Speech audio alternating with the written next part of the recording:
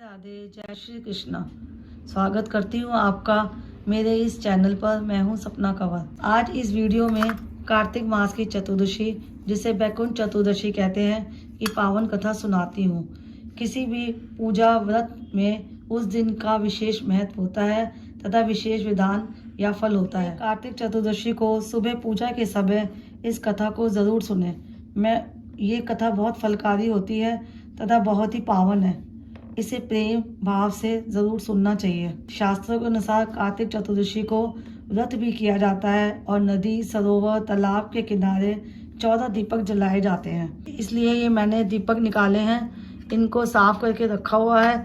अब इनके अंदर हम तेल डालेंगे और बत्ती लगाएंगे और आगे की कथा कहती हूँ। चतुर्दशी का महत्व कलयुगी जीवों के लिए बहुत अधिक है और इस दिन भगवान शिव और भगवान विष्णु जी की पूजा की जाती है। इस पूजा से हमें शक्ति मिलती है और लक्ष्मी जी प्रसन्न होकर हमें सुख समृद्धि देती हैं, जिससे हमारे जीवन की दरिद्रता दूर होती है, संपन्नता आती है हमारे जीवन में। देव शनि एकादशी से देव एकादशी तक भगवान विष्णु राजा बलि के यहाँ विश्राम करने जाते हैं। इसीलिए इन दिनों में शुभ कार्य नहीं होते।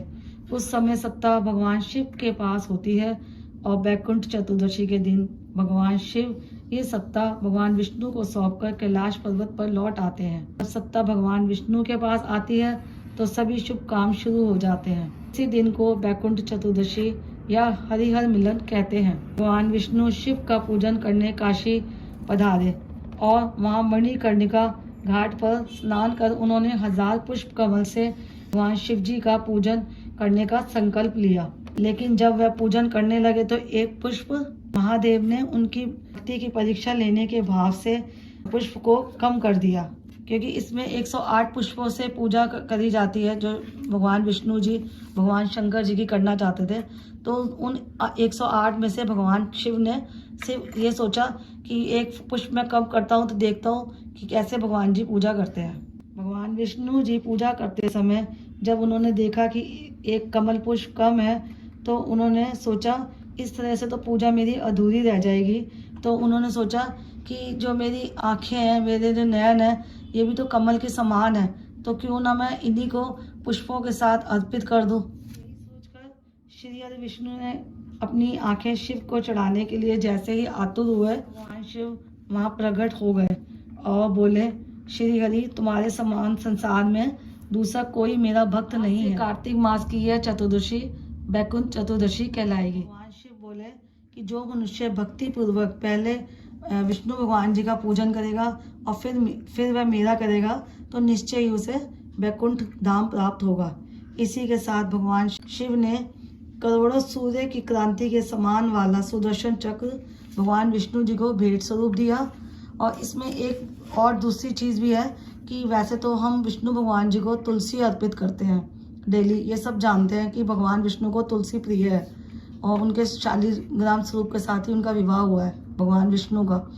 और भगवान शिव को बेलपत्र चढ़ाए जाते हैं, चाहे कुछ भी पूजा हो, कुछ भी हो तो बेलपत्र चढ़ाए थे। लेकिन जो बैकुंठ चतुर्दशी है सिर्फ आज के दिन ही भगवान शिव को तुलसी और भगवान विष्णु जी को बेलपत्र अर्पित करते हैं। सिर्फ इसी दिन ये विधान है और ये पुराणों में भी लिखा गया है। भागवत महापुराण में भी है, स्कंद महापुराण में भी है। तो ये कई पुराणों में मैंने खुद पढ़ा है। तो इसलिए आज के दिन भगवान विष्णु को आप बेलपत्र अर्पित करें और भगवान शिव जी को आप तुलसी दल अर्पित करें, कुछ मिष्ठान का भोग लगाएं।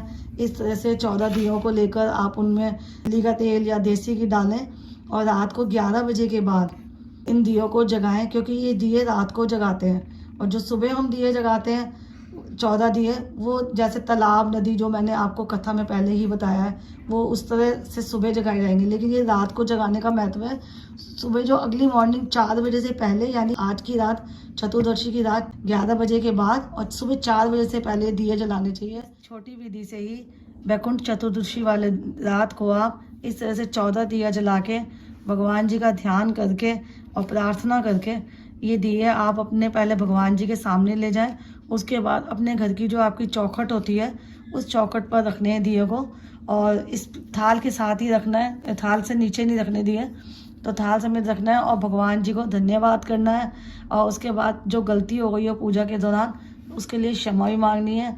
तो इस वीडियो को मैं यहीं एंड करती हूँ। राधे राधे, जय श्री कृष्ण।